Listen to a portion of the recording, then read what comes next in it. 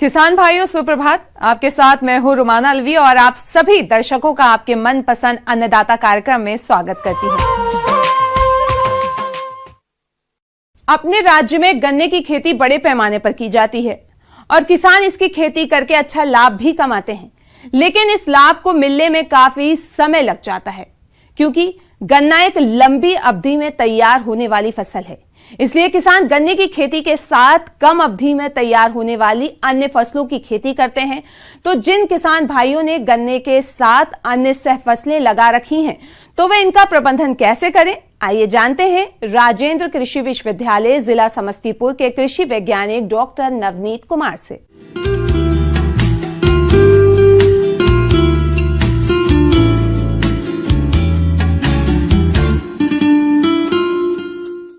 किसान बंधु को अभी जैसे जो शरदकालीन गन्ना के साथ अंतर्वर्ती फसल लिए होंगे, सबसे पहले उनको अभी सिंचाई देनी चाहिए, क्योंकि नमी की कमी हो रही है अब ज़मीन में, इसलिए सिंचाई दे। और सिंचाई देने के बाद यूरिया का प्रथम उपरिवेशन अभी करना चाहिए। फसल से अच्छा उत्पादन लेने के लिए इसका पोषक तत्व प्रबंधन करना जरूरी होता है, क्योंकि फसल में यदि पोषक तत्वों की आपूर्ति समय पर नहीं करेंगे तो पौधों की बढ़वार कम होती है।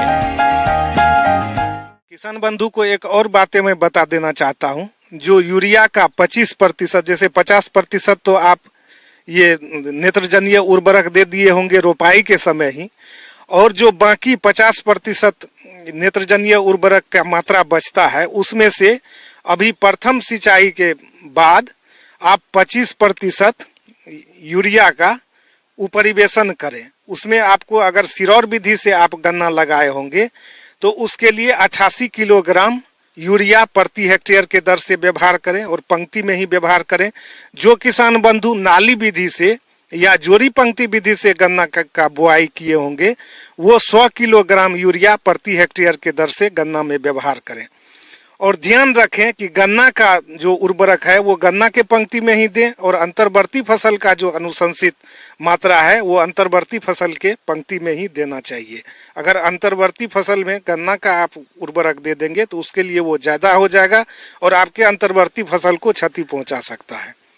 इसलिए दोनों की मात्रा को दोनों फसल के पंक्ति में ही देना चाहिए। किसान भाइयों, फसल पोषक तत्वों की समुचित प्रयोग कर सके, इसके लिए जरूरी है खेतों में नमी की मात्रा पर्याप्त हो, और इसके लिए मिट्टी की नमी को देखते हुए सिंचाई करना चाहिए। आमतौर पर इस मौसम में फसल में 9 से 10 दिन के अंतराल पर सिंचाई करना लाभकारी होता है। वैसे तो अंतर्वर्तीय फसल में खरपतवार उगने की गुंजाइश नहीं होती है, लेकिन फिर भी यदि खेतों में खरपतवार अधिकता दिखाई दे तो 1 से 2 निराई गुड़ाई बुआई के 40 से 60 दिन की फसल अवस्था पर करनी चाहिए, क्योंकि यह खरपतवार फसल की बढ़वार में बाधा तो डालते ही है, साथ ही रोगों और कीटों को पनाह भी देते हैं।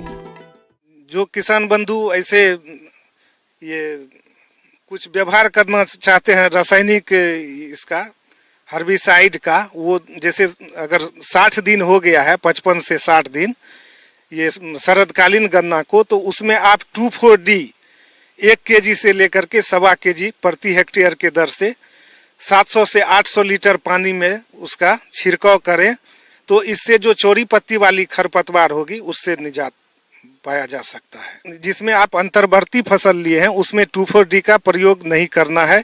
अगर आप प्रयोग करेंगे तो जैसे आलू, राजमा, ये सब भी चौड़ी पत्ती वाली फसलें हैं, तो ये भी खरपतवार के साथ ये भी नष्ट हो सकती है। इसलिए 2,4-D जिस में अंतर्वर्ती फसल आप लगाए हैं उसमें इसका व्यवहार न करें, और उसके बाद कमोनी निकोनी अभी करें। अंतर्वृत्तीय फसल में रोग व कीटों का प्रकोप प्रायः कम ही होता है, लेकिन इस समय मौसम में हो रहे बदलाव के कारण आलू की फसल में पिछैती झुलसा रोग का प्रकोप हो सकता है। इस रोग से पौधों की पत्तियां भूरी काली होकर किनारों से सूखने लगती है और रोग की उग्रता होने पर पूरी की पूरी फसल नष्ट हो जाती है। ये तो आलू के बचाव के लिए जो भी आप अभी जैसे आलू में अर्ली ब्लाइट का समय है, तो अर्ली ब्लाइट के लिए आप इंडोफिल M45 दें, और ये कोशिश करें कि आलू पर ही वो दवा का छिड़काव करें। गन्ना के पत्ती पर दवा न जाए तो ज़्यादा अच्छा है, लेकिन प्रिकॉशनरी मेजर तो आप अभी इंडोफिल M45 आलू में डाल सकते हैं। और जिन किसान बंधु के फील्ड में अगर लगता है कि जैसे राजमा में कोई बीमारी आ रही है, जैसे पत्ती सिकुड़ना, तो ये सब के लिए आप कोई भी फफूंदनाशी दवा का छिड़काव कर सकते हैं। गन्ना में भी अगर कहीं कल्ला सूख रहा है तो अगर आप सिंचाई करेंगे तो वो रुक जाएगा। अगर उससे नहीं रुकता है तो कुछ कुछ कहीं कहीं जो कल्ले हैं उसको काट दें जो सूख रहा है, इससे निदान हो जाएगा। गन्ना इतना ठंड बर्दाश्त करता है। जो शरदकालीन गन्ना है वो गन्ना अभी निकल चुका है। निकलने के बाद वही होगा कि अभी उसका बढ़वार रुकेगा, लेकिन उससे कोई लंबे समय तक क्षति नहीं होगी। इससे बचने के लिए बहुत सारे किसान बंधु पत्ती भी, गन्ना की सूखी पत्तियां जो होती है वो भी 2 पंक्ति के बीच में कतार में बिछाया जाता है, जिसमें अंतर्वर्ती फसल ना हो। लेकिन जिसमें अंतर्वर्ती फसल होगा उसमें ये काम नहीं करना है। सिंचाई देने से भी मिट्टी का तापमान कुछ बढ़ता है, उससे गन्ना को भी फायदा होगा। इसलिए जो किसान बंधु अभी तक सिंचाई नहीं दिए हैं वो